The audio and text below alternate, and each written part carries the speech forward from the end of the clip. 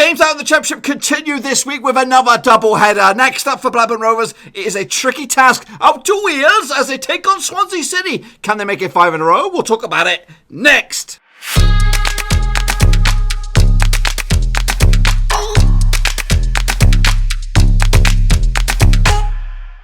That's right, folks, back once again with another match preview. This time we're taking a look at Swansea City up against Blackburn Rovers down in Wales at the Liberty, and we'll get to that in just 1 second. If you're new to the channel, smash your subscribe button to keep you bang up to date with all things Blackburn Rovers related, Championship related, whoa, football living. Oh, here, Roofski, that's right. Luna's in the house and she's got her squeakies out, so she's going to be a pleasure to work with today. Luna, leave it. I've got to keep the squeakies out of a grasp here. Anyway, folks, let's take a look at the match in a bit more detail, shall we? This Wednesday night. Is it in front of the cameras? I don't know. But anyway, let's take a look at it. It does take place right here in the glorious Liberty Stadium. That's right, where Swansea City play their home matches. Luna is all about this match. Swansea City, yes, that's right. They are managed by Stevie Cooper, ex-Chelsea under-23s manager, something like that. Just take place this Wednesday, which is the 11th of December. Andre Ayew is my main man for Swansea. Got to keep an eye on him. Last season, Swansea finished 10th in the Championship, looking to do a little bit better themselves this time around. Had a bit of a rough patch of late. We'll talk more about that in a minute. Their record against Rovers, played 41 matches, won 14, lost 22, drawn 5 against us. And the last season, they did beat us 3-1 at their place, and we actually duked it out to a 2-2 draw at Ewood. This season, obviously duke it out this Wednesday, and then we'll do it all again on the 29th. That's a leap year, boys and girls, 2020 of February. That's right. Anyway, so let's take a look at the last few games between the two sides in all competitions and all venues. Most recently, Swansea City were on the back of a 5-1 demolition by West Brom, coming out on top with the big fat W for West Brom. So that's one they want to get put to back at the bed quick time. Before that, they did lose to Fulham as well, 2-1. They did draw with Huddersfield on the road. In fact, they've actually gone 5 games without a win heading into this. So it's not looking good for Swansea, which might give Rovers an opportunity to make it 5 wins on the spin for them. Speaking of 5 wins on the spin, the last 4 games have been victorious for Rovers. As for Rovers, they come into this 4 games on the winning on the spin. As for Rovers, they come into this 4 games. As for Rovers, we come into this with 4 games on the trot with big fat W's next to the name. That's right, beating Derby most recently on the weekend, 1-0 at Ewood Park. Before that, we did duke it out with Stoke, winning at the 365, 2-1 in the end. Prior to that was a 1-0 win against Brentford back at Ewood, also beating Barnsley 3-2 at Ewood Park as well. All the way back, though, in 9th of November, we lost to Leeds at Ellen Road. The next 5, though, for Swansea look like this. Obviously, we're talking about this one. It's up against Rovers. In front of the Sky cameras, it looks like on Wednesday. Then it's Swansea City up against Borough on the weekend at the Liberty once again. Then they go down to Kenilworth Road. In fact, they go to London for a doubleheader, the 21st and the 26th of December. First and foremost, taking on Luton, then they take on Brentford before bringing it back up to Wales against Barnsley on the 29th. As for Rovers, Swansea this week, then it's Bristol City on the weekend before back-to-back home games against Wigan and Birmingham before ending the calendar year, I think, up against Huddersfield at the John Lees or John Smiths or whatever it is, Kirklees, whatever it is, at the end of the month. Let's take a look at the last 4 or 5 home games, in fact, last 6 home games for Swansea and the last 6 away games for Rovers. It looks like a draw when you look at this.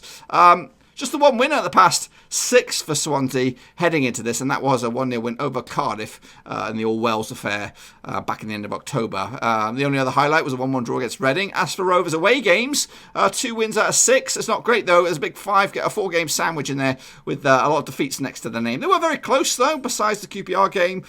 So hopefully we can get back to winning ways as well, or continue our winning ways, should I say. For example, like the Stoke one. Let's take a look at the form table. This is where it looks a little bit rosy for Rovers, sitting 3rd in the form table, winning 5 at the past 6 games, 2 points better off than Cardiff. As for Swansea, they look a little bit wobbly themselves, 19th at the moment, 5 wins at the possible, 5 points at the possible 18.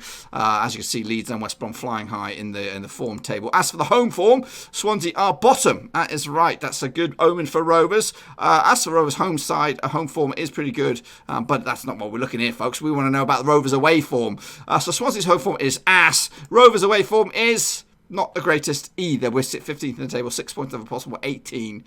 Swansea's away form is 6 points of a possible 18. Swansea's home form is ass. Rovers' away form is not the greatest either. We're 15th in the table, 6 points of a possible 18. Swansea's away form is not the greatest either. We're 15th in the table, 6 points of a possible 18. Swansea's away form is is not too bad, sitting in 7th of the table, just the one defeat out of the past 6. So their away form is much better than the home form at the moment.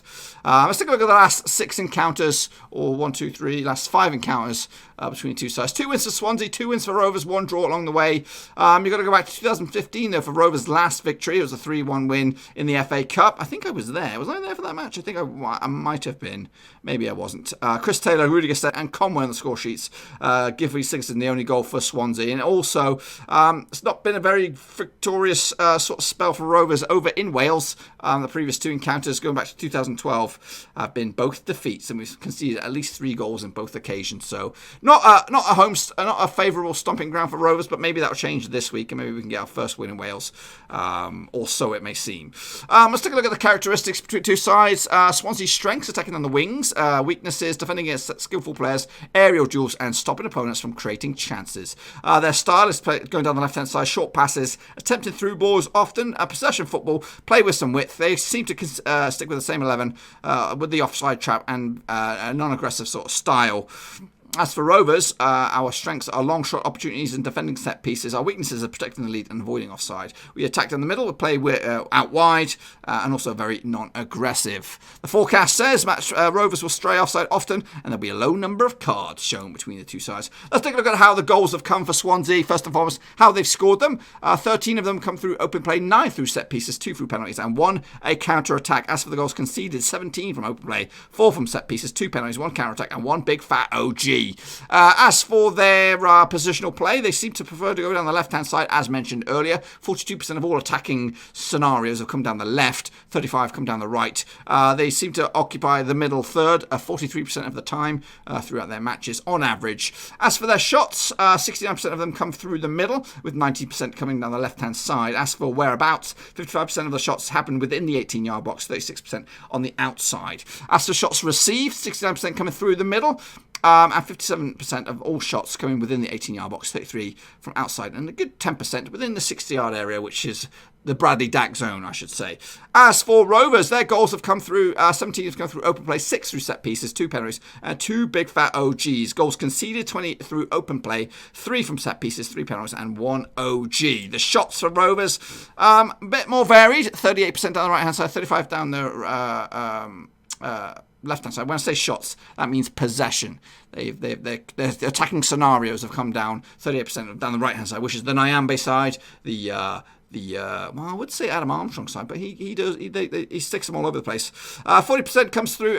They have possession 40% of the time in the middle third, and actually more often than not, 30% is in the attacking third, whereas only just 29% in the defensive third.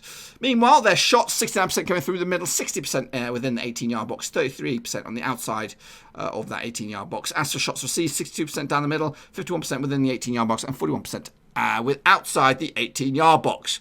Whew, now, that's all the numbers that really matter. What about the stats then? Well, top goal scorer for Swansea is Andre Ayew, 6 goals for him. Bora has also got 6 goals, as does Surridge, also have 6 goals to the name. I'm not sure what's happened to Bora because he was leading the way for a good portion of the season. Maybe he's injured, I don't know. Surridge has led the line alongside Ayew in attacking third as well. So those two I'm expecting to start this game at midweek. Byers has 4 goals. As for the discipline, Grimes has 5 yellows. Fulton, Byers both have 4. Van der Horn has 3. And there's been 1 red card going to Bidwell. As for Rovers, Dacarino has 10 goals. Armstrong now on to 4. Williams 3. And Gallagher has 3. Discipline, 5 yellows for Lennon, 4 for Bennett, 4 for Gunning, and 4 for Derek Williams. No reds so far. Any injuries? Well, a couple of injuries for Swansea. Wayne Routledge seems to be out for a little bit. Joe Roden and Jordan Garrick at least into the new year. No suspensions for them coming into this. Derek Williams also out. So Sam Hart. Cunningham's out for the year. And Grayson also out for the season as well. These are my expected lineups. Both going with a 4-2-3-1. Woodman between the 6 for Swansea. Norton, Horn, Wilmot, and Roberts make up your back 4. Grimes, Fullerton, Byers, Peterson, and Ayew with Surridge leading the way in that familiar 4-2-3-1. As for Rovers, obviously, no change whatsoever. 4-2-3-1. Why change a winning system that's doing absolute bits? The only way is to manage it was be perhaps through fitness. I've been forever lost for words for Downing at the moment, despite his age, still chipping at bits. And I think left back suits him down to the ground at the moment. As long as we have him on the field, we're not cutting our nose off despite the face. We don't have the pace of an Amari Bell or even a Derek Williams, but his creativity, his experience, his know-how, just little tricks and tips and wiseness has done us bits this past few games. Same with DG up top, two wise old heads with Corey Evans in the middle, do absolutely wonders for us at the moment. But anyway, the lineup in full: Walton in goal, Downing, Lenihan, Adarabayo, and Nyambe, your back four, looking good at the moment. Travis Evans again won't change that. Dacarino on the centre, Rothwell, Armstrong down the flanks, or down the, you know what I mean, and then a big DG up top. He might not be scoring goals, but he's doing bits, creating holes, opportunities for other players, and that's what's winning us games at the moment. Next up, take a look at what else is going on in the Championship this Wochenende. Not Wochenende, this Midwoch, during the midweek. On Tuesday matches, we have Bristol City against Millwall, Charlton against Huddersfield, Leeds against Hull, Nottingham Forest against Middlesbrough, Preston up against Fulham, Stoke against Luton. That's Tuesday night. Wednesday night, we have Wigan against West Brom, the Battle of the W's, Derby against Sheffield Wednesday, Brentford against Cardiff, Birmingham against QPR, Barnsley against Reading, and Swansea City against Blackburn. The game of the week, right there at the Liberty. This is what the table looks like at the moment. West Brom lead the way. Is that right? It is. They do lead the way. Leeds are in second spot. Both of those two quite comfortably, breaking away from the chasing back. Fulham are in third. Bristol City fourth. Nottingham Forest are in fifth. Sheffield Wednesday sixth. Down the bottom it's Barnsley, Stoke, and Wigan going down. These two today, Swansea come into this 11th. A win for them could jump up to 5th. Rovers into 10th, and a win for them could also see them jump into 5th. So some big opportunities for these two sides to get back into the playoff reckoning. Maybe for the first time for Rovers, Swansea to get back to where they were. Heading into this, let's take a look at the top teams in certain categories. Possession-wise, Fulham lead the way with 61% on average possession per game. Leeds are also not too far behind on this one. Don't see actually a quick scan of these. Don't see Swansea anywhere, or Rovers, to name but a few. So Leeds also dominate possession as well. Wigan are leading the way, aggressive, 44 yellows, 3 reds to the name. Barnsley are also not too far behind with QPR, Sheffield Wednesday, also with a double red card. Aerial duels, the bosses are Birmingham leading the way with 56.1% average aerial duels won per match. West Brom not too far behind. Millwall, Reading, and Cardiff also up in the top 5. Shots per game, Leeds lead the way again. On average, 16.4 shots per game. Fulham, 14.1, same as West Brom. Sheffield Wednesday and Brentford doing bits as well. Pass accuracy, Fulham lead the way on that one as well. 86.5% passing accuracy. West Brom are in second. Leeds, Derby, and Brentford are in third, and then ratings. I don't really look into that too much. As for the top goal scorers, well, Mitrovic leads the way in first place. Bowen is in second for Hull. Watkins third. Grant is up there in fourth. Fletcher's up there in fifth. Graben's up there in sixth. But there he is, Bradley Dacarino with into number 7th spot with 9 goals so far this season.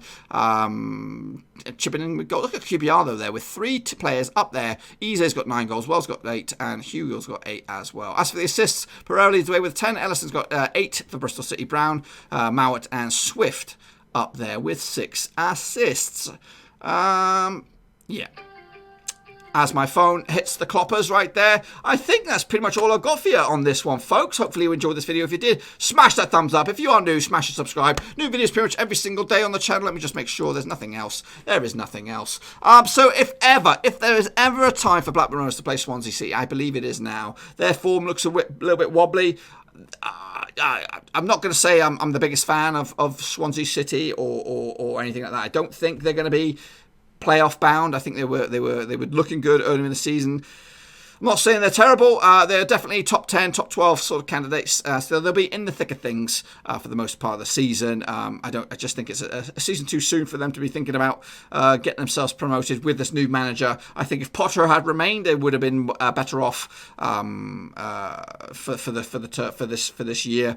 But another new manager, new system, losing a couple of key players as well. So yeah, transitional season for Swansea, but they at home they've showed us that we are very hard. Well, they've showed us that they are hard to beat. Get my words out. As we've yet to beat them in most recent years. So it's been a while since we've picked up a victory against Swansea City. Hopefully it is this Wednesday, and hopefully we can make it 5 wins on the spin, which is something we hardly ever see these days, especially since our Premier League days, which are long behind us now. Anyway, folks, I'm getting ready for another busy week right here on the channel with plenty of videos coming at match, and make sure you check it out. If you are new, make sure you bang the subscribe, and also make sure you bang the thumbs up to give this video a bit of loving. And I'll see you all next time around. Get your thoughts and predictions in your comment section down below. What you expect this midweek between Swansea City and Rovers? Will it be another day of joy for Rovers, or will Swansea get back to winning ways and start pushing themselves back into the playoff contention as the December month kicks on to top gear? Plenty of games coming around the corner. Until then, I'm out. Thanks again for watching. Please like, share, and most importantly, hit the subscribe button to keep you bang up to date with all things Blackburn Rovers related, championship related,